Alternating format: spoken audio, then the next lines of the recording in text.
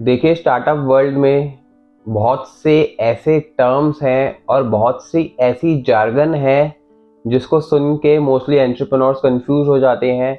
देखिए, मैं खुद भी एक टाइम पर जब इन सब टर्म्स को सुनता था तो मेरे ये टर्म्स सारे के सारे ऊपर से चले जाते थे और मैं ये सोचता था यार कि ये टर्म्स जो है इनका मीनिंग क्या है, ये इतने डिफ़िकल्ट टर्म्स हैं और इनको जिसने भी बनाया वो क्यों बनाया।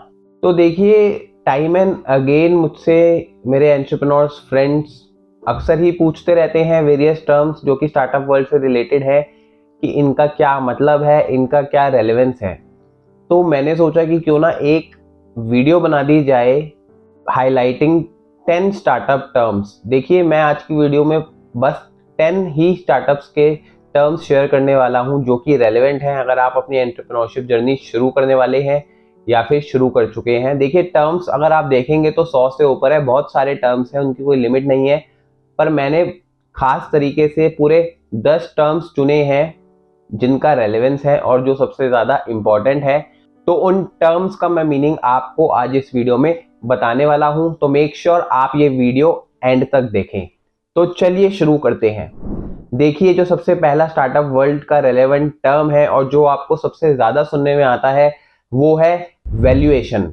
आप देखिए, अक्सर ही सुनते होंगे कि फलाने स्टार्टअप ने इतने वैल्यूएशन पे फंडिंग रेस करी, ये स्टार्टअप यूनिकॉर्न बन गया, उसकी वैल्यूएशन $1 बिलियन से क्रॉस कर गई है। तो ये बहुत ही रेलेवेंट टर्म है। और देखिए, वैल्यूएशन का मतलब होता है कि एक ऐसी वैल्यू जिस पर इन्वेस्टर्स आपके स्टार्टअप में इन्वेस्ट करने के लिए तैयार हो जाते हैं। देखिए, ये वैल्यूएशन निकालने का स्टार्टअप वर्ल्ड में कोई सर पैर नहीं है।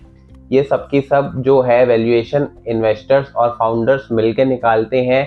जहाँ पे मैच हो जाता है, जहाँ पर इन लोगों के दिमाग मैच हो जाते हैं, तो वो ही रेलेवेंट वैल्यूएशन हो जाती है। तो मेक श्योर आप इस टर्म का मीनिंग सही से जान लें क्योंकि ये एक बहुत ही रेलेवेंट टर्म है, वैल्यूएशन। जो सेकंड मोस्ट इम्पॉर्टेंट टर्म है वो है एंजल इन्वेस्टर। देखिए, एंजल इन्वेस्टर्स जो होते हैं, जैसा कि नाम से ही पता लग रहा है, वो किसी भी स्टार्टअप के लिए एंजल्स के रूप में आते हैं क्योंकि वो one of the first investors होते हैं जो कि आपके आइडिया में और आपके अंदर इन्वेस्ट करेंगे। और उनको एंजल इसलिए कहा जाता है क्योंकि देखिए, स्टार्टिंग में किसी भी स्टार्टअप के पास कैश की कमी होती है, तो इस वजह से ये जो इन्वेस्टर्स हैं जो सबसे पहले आपके स्टार्टअप में इन्वेस्ट करते हैं वो एक एंजल के फॉर्म में, एक फरिश्ते के फॉर्म में आपके लिए आते हैं और आपको फंडिंग देके सपोर्ट करते हैं। जो तीसरा रेलेवेंट टर्म है वो है बूटस्ट्रैपिंग। देखिए, बूटस्ट्रैपिंग का बेसिकली मतलब यही होता है कि जब आप अपने स्टार्टअप के लिए या फिर बिजनेस के लिए कोई भी एक्सटर्नल फंडिंग नहीं लेते, आप सारी की सारी फंडिंग रिक्वायरमेंट्स इंटरनली ही सोर्स करते हैं, तो उसको बूटस्ट्रैपिंग कहते हैं। यानी कि आपने किसी भी तरीके की कोई भी एक्सटर्नल फंडिंग नहीं ली। एक बूटस्ट्रैप स्टार्टअप का जो जीता जागता एग्जांपल है वो है ज़ीरोधा। ज़ीरोधा जो है बहुत ही सक्सेसफुल स्टार्टअप है। उसको फाउंड किया था नितिन कामत ने, वो इसके को फाउंडर है और ये एक आज के टाइम में बहुत ही सक्सेसफुल और प्रॉफिटेबल बूटस्ट्रैप स्टार्टअप है। जो चौथा इंपॉर्टेंट टर्म है वो है टर्म शीट। देखिए, टर्म शीट अगर आप देखेंगे तो अगर आपने किसी भी इन्वेस्टर को पिच किया होगा और वो इन्वेस्टर जो है आपके स्टार्टअप में इन्वेस्ट करने के लिए रेडी हो जाते हैं, तो वो सबसे पहले आपको एक टर्म शीट ऑफर करते हैं जिसको आपको पढ़कर जो है साइन करना होता है। देखिए, टर्म शीट जैसा कि नाम से ही पता लग रहा है, इसके अंदर सारे के सारे रेलेवेंट टर्म्स रहते हैं। रेलेवेंट टर्म्स यानी कि किस वैल्यूएशन पे पैसा इन्वेस्ट करेगा इन्वेस्टर, कितने शेयर्स उनको अलॉट किए जाएंगे, एक्सेट्रा एक्सेट्रा। तो ये एक बहुत ही इंपॉर्टेंट टर्म है, टर्म शीट। और मेक श्योर अगर आप इन्वेस्टर्स को फंडिंग के लिए पिच कर रहे हैं तो आपको टर्म शीट की रेलेवेंस और मीनिंग सही से पता हो। जो फिफ्थ इंपॉर्टेंट टर्म है वो है पिच डेक। देखिए, पिच डेक जो है ये बहुत ही इंपॉर्टेंट टर्म है।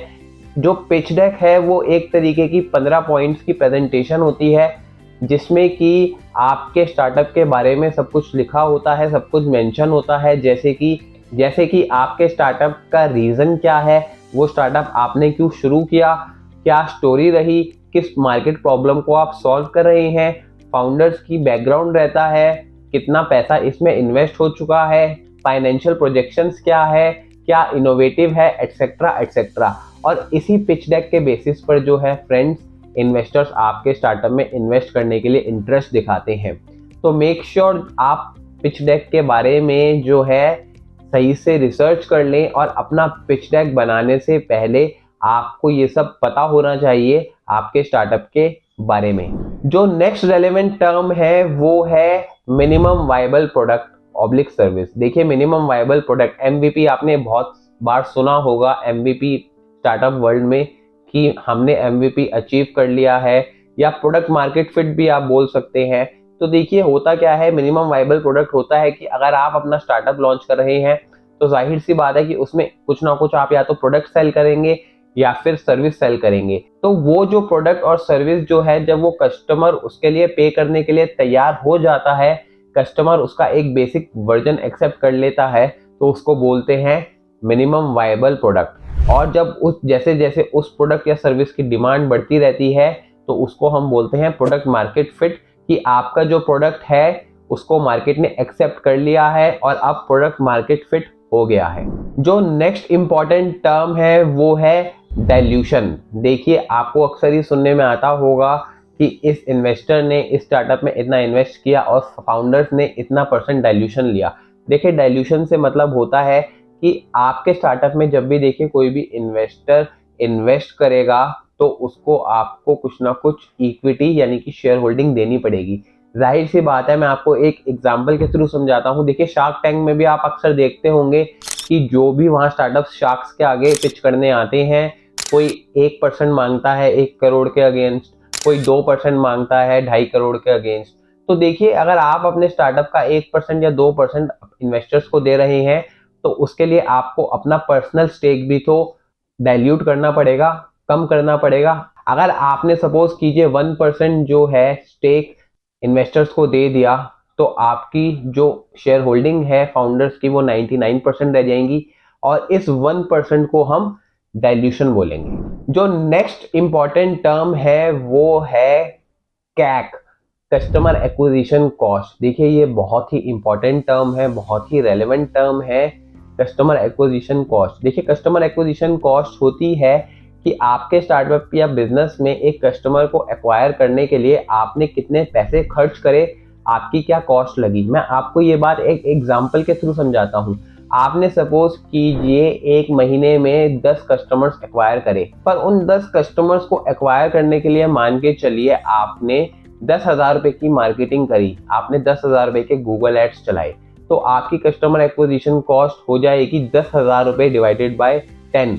दैट इज कि आपने जितना खर्चा करा उन कस्टमर्स को एक्वायर करने के लिए divided by number of customers acquired, तो आपकी कस्टमर एक्विजिशन कॉस्ट आ गई 1,000 रुपए। देखिए, कस्टमर एक्विजिशन कॉस्ट में सिर्फ और सिर्फ मार्केटिंग एक्सपेंसेस नहीं आते, इसमें अदर टाइप के एक्सपेंसेस भी आ जाते हैं, जैसे कि सेलिंग एक्सपेंसेस, और जो आपकी मार्केटिंग टीम में जो लोग हैं उनकी अगर सैलरीज हैं, एटसेट्रा एटसेट्रा।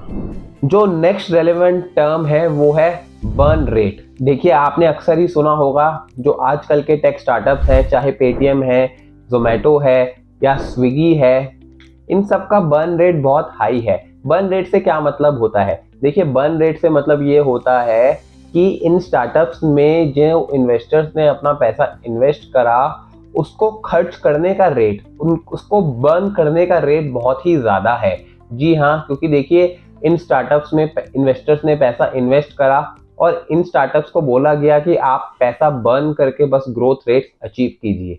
तो इस वजह से इन स्टार्टअप्स का बर्न रेट, यानी कि जो भी पैसा अवेलेबल था कैश रिजर्व में, उसको खर्च करने का दर बहुत ही ज़्यादा है। तो बर्न रेट होता है कि आपके पास जो कैश रिजर्व्स है उसको आप कितनी तेजी से खर्च कर रहे हैं, और जितना कम बर्न रेट होगा आपके स्टार्टअप का, उतना ही आपके बिजनेस के लिए अच्छा रहेगा। जो नेक्स्ट रेलेवेंट टर्म है वो है पिवट। देखिए, पिवट का मतलब होता है कि बिजनेस स्ट्रक्चर को, स्टार्टअप की रेलेवेंस में अगर हम बात करें कि बिजनेस स्ट्रक्चर को चेंज करना, बिजनेस मॉडल को चेंज करना। देखिए, आप देख रहे होंगे कि आजकल काफ़ी स्टार्टअप जो है अपने बिजनेस मॉडल में, बिजनेस स्ट्रक्चर में बदलाव ला रहे हैं, क्योंकि जो उनके एग्जिस्टिंग बिजनेस स्ट्रक्चर्स थे वो फ्लॉड थे और उनकी वजह से जो है लॉसेस दिन पर दिन बढ़ रहे थे। तो पिवट का मतलब यही होता है कि change in the business structure due to increasing losses. देखिए, मैंने पूरे आपको 10 रेलेवेंट स्टार्टअप टर्म्स बताए जो कि अगर आप एंटरप्रेन्योरशिप की जर्नी शुरू करने जा रहे हैं और आप इन्वेस्टर से फंडिंग रेज करेंगे तो वो आपके लिए रेलेवेंट रहेंगे। देखिए, अगर आपके दिमाग में अभी भी कोई इंपॉर्टेंट टर्म है तो वो आप मुझे कमेंट करके ज़रूर बताइएगा। ये वीडियो आपको कैसी लगी ये भी आप मुझे कमेंट कर ज़रूर बताइएगा। अगर आपको ये वीडियो अच्छी लगी तो वीडियो को लाइक और चैनल को सब्सक्राइब करना मत भूलिएगा।